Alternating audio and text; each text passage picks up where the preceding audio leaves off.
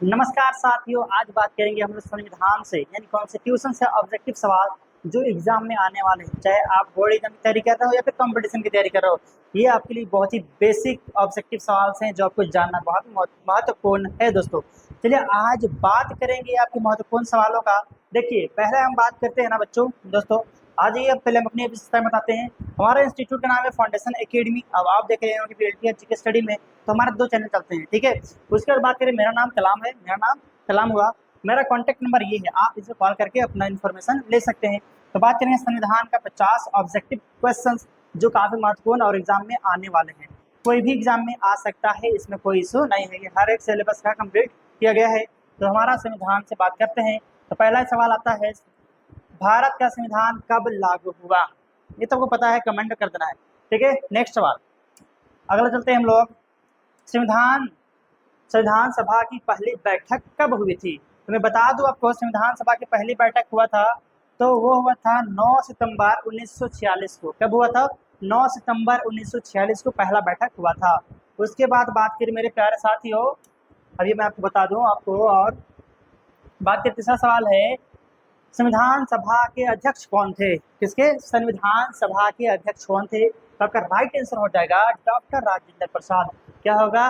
Doctor Rajendra Prasad पहले अध्यक्ष थे, ठीक है।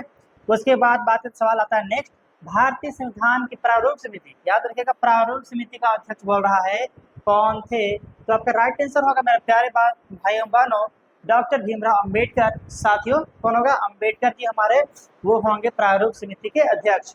चलिए अब नेक्स्ट बात करेंगे मेरे प्यारे साथियों, नेक्स्ट बात करते हैं हम लोग, ठीक है। यहाँ से हम लोग बात करेंगे ना, बात करते सवाल आता है 5वां में, भारतीय संविधान कब स्वीकार किया गया? भारतीय संविधान कब स्वीकार किया गया? तो मैं बता दूं 26 जनवरी 1950 को, ठीक है। ये अस्तित्व में आ गया था 26 नवंबर 1950 को, लागू किया गया 26 जनवरी 1950 को, ठीक है। उसके बाद हमारा सवाल आता है 6 नंबर का, जो सवाल है आपको चुटकियों में आंसर आ रहा है, मजा आ रहा है। तो बात के संविधान सभा में कुल कितने सदस्य थे, इसको कमेंट में बताना है, ठीक है। ये सवाल का आंसर आपको कमेंट में बताना है, या फिर आपको लास्ट में ये सवाल का आंसर हम देंगे। अगर कमेंट में बता देंगे ठीक है, इसका सवाल हम आंसर लास्ट में देंगे।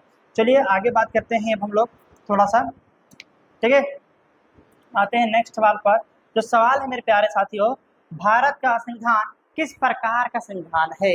तो पहले ही आंसर आएगा आपका लिखित संविधान। भारत का संविधान लिखित संविधान, और दुनिया का सबसे बड़ा संविधान जो है लिखित संविधान भारत का ही आता है कि नहीं? हमारा प्यारा देश इंडिया भारत का आता है।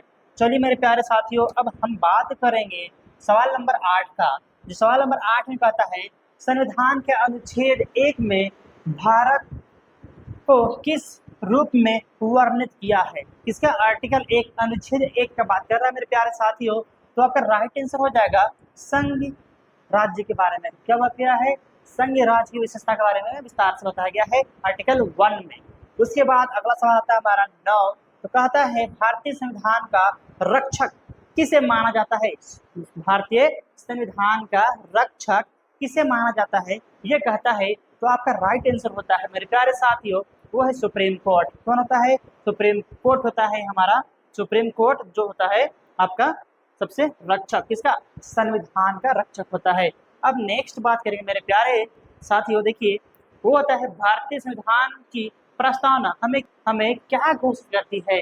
तो बता दें आपको कि पहला नहीं बल्कि दूसरा आंसर होगा संप्रभुता, समाजवादी, पंथ निरपेक्ष, लोकतंत्रात्मक गणराज्य, ये सब हमारे प्रस्तावना में लिखा गया है कि नहीं? वहाँ लिखा है कि राष्ट्रवादी, ये सब लिखा हुआ है, लेकिन ज्यादा से ज्यादा इनमें बात करेंगे हम, ठीक है। अगला सवाल देखने के लिए रेडी हो जाइए। तो अगला सवाल है मेरे दोस्तों, अब बात करेंगे हम मौलिक अधिकार, इसके बारे में। मौलिक अधिकार किस भाग में लिखा गया है, इसको आपको कमेंट में बताना है, ठीक है। मौलिक अधिकार तो किस भाग में लिखा गया है, कमेंट में बताना है। जल्दी से कमेंट करो मेरे प्यारे साथियों, बताइए आगे। चलिए आगे हम नेक्स्ट बात करेंगे अभी, ठीक है। नेक्स्ट बात कर लेते हैं हम लोग, सवाल नंबर 12 देखेंगे, है ना। सवाल नंबर 12 कहता है, मौलिक कर्तव्य किस अनुच्छेद में दिया गया है? सर मौलिक कर्तव्य का बात कर रहा है तो बिना पढ़े भी एग्जाम दे सकते हैं, ये होगा नहीं? ये तो मौलिक अधिकार है, कर्तव्य तो है ही नहीं। बात ये होगा तो मौलिक ये तो अधिकार है, कर्तव्य तो है नहीं, तो ये होगा जी नहीं, ये नहीं होगा, क्योंकि ये मौलिक कर्तव्य तो है ही नहीं। और मौलिक कर्तव्य जानते हैं हम कितना से? तो मौलिक कर्तव्य है 36 से 51 में है। तो हमारा कौन होगा राइट आंसर, ये होगा बी नंबर में 51A में लिखा गया है, मौलिक कर्तव्य का अनुच्छेद दिया गया है। आगे बात करते हैं, भारतीय संविधान की प्रस्तावना को संविधान की आत्मा किसने कहा? भारतीय संविधान की प्रस्तावना को आत्मा किसने कहा था, ये बात कहता है तो राइट आंसर होगा नेहरू। क्या होगा? नेहरू आपका राइट आंसर हो जाएगा मेरे प्यारे साथियों। ठीक है, चलिए अब बात करते हैं, राष्ट्रपति अपना त्याग पत्र किसे देता है? राष्ट्रपति अपना त्याग पत्र किसे देता है, ये हमारा सवाल था ना। राष्ट्रपति अपना त्याग पत्र किसे देता है, तो जल्दी से बताते हैं आपको। अपना राष्ट्रपति आंसर होगा, कौन होगा? उपराष्ट्रपति को अपना त्याग पत्र देता है। चलिए बच्चों मेरे प्यारे साथियों, अब बात करेंगे हम लोग थोड़ा अगला सवाल, जो हमारा सवाल नंबर होगा 15। क्या होगा? भारत के उपराष्ट्रपति का चुनाव कौन करता है? इसका उपराष्ट्रपति का चुनाव कौन करता है? तो बताइए, संसद? नहीं। कौन? लोकसभा? नहीं। राज्यसभा? नहीं। कौन? राष्ट्रपति उपराष्ट्रपति का चुनाव करते हैं। ठीक है, उसके बाद बात करें हम लोग, प्रधानमंत्री की नियुक्ति कौन करता है? प्रधानमंत्री की नियुक्ति कौन करता है? राष्ट्रपति करता है? नहीं करता राष्ट्रपति। कौन करता है? लोकसभा? जी हाँ, लोकसभा करता है, ना कि सर्वोच्च न्यायालय या फिर राज्यसभा। ठीक है, यहाँ तक कोई दिक्कत? अगर कोई दिक्कत हो, ठीक है, अगर कोई दिक्कत हो तो कमेंट में पूछ लेना है। अपने कॉन्टेक्ट नंबर भी दे रहे हैं, ठीक है, 92 63 30 73 05। इसमें आप कॉल करके इंफॉर्मेशन ले सकते हैं। ठीक है, अगला सवाल, वैसे PDF आपको मेरा टेलीग्राम चैनल में मिल जाएगा, या फिर आप व्हाट्सएप में करें हमको, इसमें कॉन्टेक्ट आपको वहाँ सीधा शेयर कर दिया जाएगा। उसके बाद हम बात करते हैं अगला सवाल की तरफ। ठीक है, तो प्रधानमंत्री की नीति कौन करता है? लोकसभा करता है। कौन? लोकसभा। आगे बात करें, राष्ट्रपति का कार्य कितने वर्षों का होता है? राष्ट्रपति का कार्यकाल कितने वर्षों का होता है? तो ये आपका राइट आंसर होगा 5 वर्षों। कितना? 5 वर्षों का कार्यकाल होता है। नेक्स्ट, अब बात करेंगे मेरे प्यारे साथियों, अब बात करेंगे संविधान के अनुसार भारत का सर्वोच्च पद कौन सा है? सबसे बड़ा महान पद कौन सा है? प्रधानमंत्री का? नहीं सर, प्रधानमंत्री का नहीं है। किसका? सर अध्यक्ष का होगा, या लोकसभा अध्यक्ष का होगा? नहीं सर, किसका? राष्ट्रपति का है। किसका है? राष्ट्रपति सही आंसर होगा, जो राष्ट्रपति का सबसे बड़ा पद माना जाता है। और भारत का पहला नागरिक भी राष्ट्रपति को ही माना जाता है। आगे बात करेंगे, संसद में कुल कितने सदन है? कहाँ पर? संसद में कुल कितने सदन है मेरे प्यारे साथियों? 1 है? नहीं।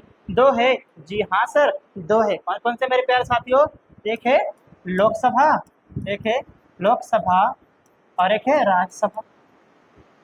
ठीक है, क्लियर? अब बात करते हैं, सवाल नंबर लास्ट हमारा होगा, और सवाल नंबर लास्ट जो है क्या कहता है, राज्यसभा में न्यूनतम आयु कितनी होनी चाहिए? राज्यसभा का हम चुनाव करने के लिए न्यूनतम कम से कम आयु कितना होना चाहिए?